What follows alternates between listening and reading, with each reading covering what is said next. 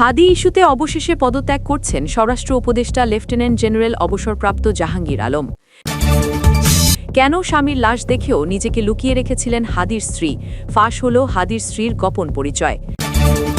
তারেক রহমান ও খালেদা জিয়াকে নিয়ে যে বিস্ফোরক মন্তব্য করলেন রুমিন ফারহানা। হাদি হত্যাকাণ্ডের জেরে এবার ঘুম হারাম বিএনপির, ডাইরেক্ট অ্যাকশনে ডিএমপি কমিশনার। এতক্ষণ শুনছিলেন সংবাদ শিরোনাম, এখন থাকছে বিস্তারিত। যেই হাদির মতো সূর্য সন্তানরা ১০০ বছরে একবার জন্ম নেয়, আর যেই হাদির জন্য পুরো বাংলাদেশে ঝড় বইছে, সেখানে তার সবচেয়ে আপন মানুষটি কেন নিজেকে আড়াল করে রেখেছেন? হাদির মৃত্যু নিয়ে যখন টেকনাফ থেকে তেঁতুলিয়া পর্যন্ত প্রতিটি মানুষ রাজপথে নেমে প্রতিবাদ করছে এবং বিচার চাইছে, ঠিক তখন হাদির স্ত্রী কেন নিজেকে এতটা গোপন করে রাখলেন, তার সত্যিই বিস্ময়কর। কেন তিনি তার স্বামীর ইনসাফ আদায়ে একবারের জন্য জনসম্মুখে এসে প্রতিবাদ করলেন না বা ক্যামেরার সামনে দাঁড়িয়ে দুফোঁটা চোখের পানি ফেললেন না, তা নিয়ে অনেকের মনেই প্রশ্ন ঘুরপাক খাচ্ছে। সমালোচকরা যখন নানান কথা বলছেন, তখন ভেতরের আসল খবরটি জানলে আপনার গায়ের লোম দাঁড়িয়ে যাবে। হাদির স্ত্রী কোনো ভয়ে বা লজ্জায় নিজেকে লুকোননি, বরং তার এই নীরবতার পেছনে রয়েছে এক কঠিন ইমানি শক্তি, যা শুনলে আপনিও স্যালুট জানাতে বাধ্য হবেন। ওসমান হাদির মতো একজন তুখর বক্তা এবং বাঘের বাচ্চা তৈরি হওয়ার পেছনে যে মানুষটির অবদান অনেক বেশি, তিনি হলেন তার স্ত্রী। জুলাই বিপ্লবের সেই ভয়াবহ দিনগুলোর কথা একবার চিন্তা করুন। রাজপথে তখন গুলি আর বারুদের গন্ধ। ঠিক সেই সময় হাদির স্ত্রী ছিলেন অন্তঃসত্ত্বা। একজন নারীর জীবনে এর চেয়ে কঠিন সময় আর হয় না, অথচ সেই সময়েও তিনি স্বামীকে ঘরে আটকে রাখেননি। হাদির পরিবারের অনেকেই যখন হাদির নিরাপত্তা নিয়ে চিন্তিত হয়ে তাকে ঘরের দরজা আটকে রাখার পরামর্শ দিতেন, তখন এই নারী ছিলেন হাদির সবচেয়ে বড় শক্তির উৎস। তিনি জানতেন তার স্বামী দেশের জন্য এবং ন্যায়ের জন্য লড়ছেন, তাই নিজের শারীরিক কষ্ট আর মানসিক চাপকে একপাশে সরিয়ে রেখে তিনি হাসি মুখে স্বামীকে বিদায় জানাতেন। হাদি যখন রাজপথে স্লোগান দিতেন, তার স্ত্রী তখন জায়নামাজে বসে রবের কাছে স্বামীর হেফাজতের জন্য ফরিয়াদ করতেন। হাদির পরিচিত এক বোন মারফিয়ার বয়ান থেকে তাদের দাম্পত্য জীবনের এক অবিশ্বাস্য ত্যাগের গল্প জানা যায়। বিপ্লবের কাজে হাদি এতটাই ব্যস্ত থাকতেন যে সংসারের ছোটখাট বিষয়গুলো তার মাথা থেকে বেরিয়ে যেত। প্রেগনেন্ট স্ত্রীর যত্ন নেওয়া তো দূরের কথা, তার প্রয়োজনীয় ওষুধটুকু এনে দিতেও ভুলে গিয়েছিলেন তিনি। হাদির স্ত্রী জানতেন তার স্বামী কোনো সাধারণ কাজে ব্যস্ত নন, বরং তিনি একটি ফ্যাসিস্ট শক্তির বিরুদ্ধে লড়াই করছেন। তাই নিজের ব্যক্তিগত চাওয়া পাওয়াকে তিনি কুরবানি করে দিয়েছিলেন।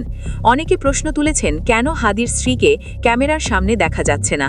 এর উত্তর হলো, এই নারী দুনিয়ার সস্তা জনপ্রিয়তা বা ভিউ বাণিজ্যের অংশ হতে চান না।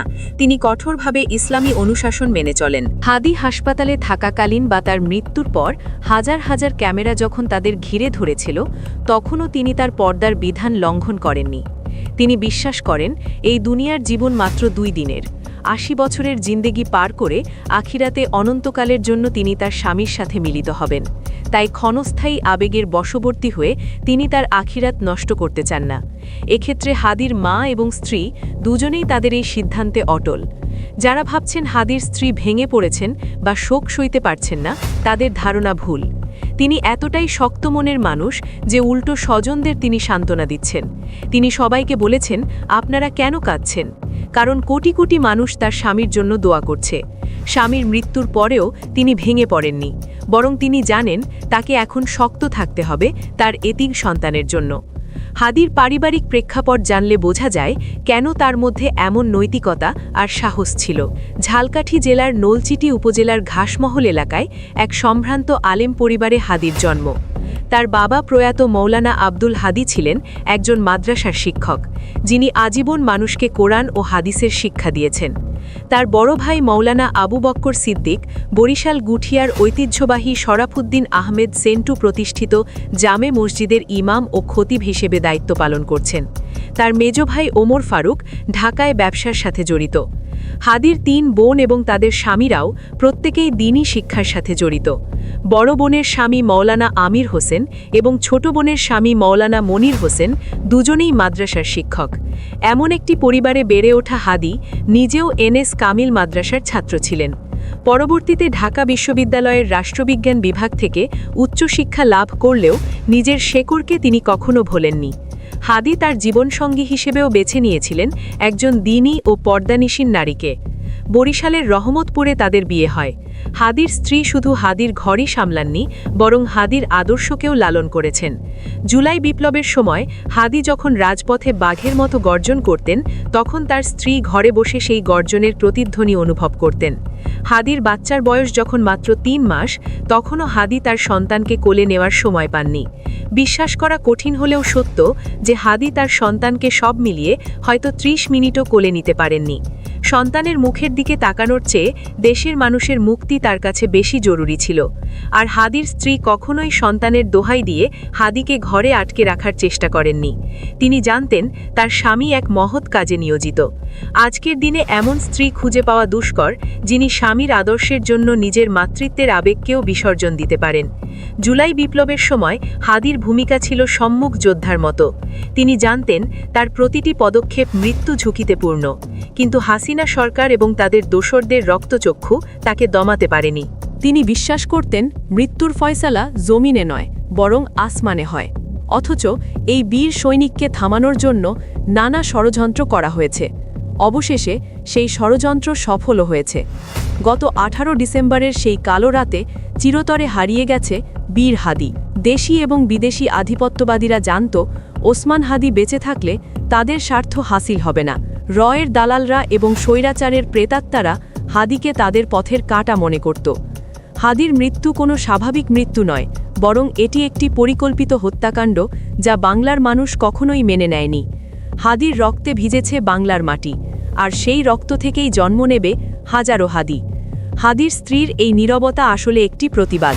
তিনি ক্যামেরার সামনে এসে হইচই করে বিচার চাননি, কারণ তিনি জানেন দুনিয়ার আদালতের চেয়ে আল্লাহর আদালত অনেক বেশি শক্তিশালী। তিনি তার সন্তানকে কোলে নিয়ে হয়তো শপথ করেছেন যে তার স্বামী যে অসমাপ্ত কাজ রেখে গেছেন তা একদিন তার সন্তান শেষ করবে। হাদির বোন জামাই যেমন বলেছেন, হাদির পা থেকে মাথা পর্যন্ত ছিল দেশপ্রেম। তিনি শাহবাগের মোড়ে দাঁড়িয়ে যা বলতেন, ঘরের ভেতরে পরিবারের সদস্যদের সাথেও একই কথা বলতেন।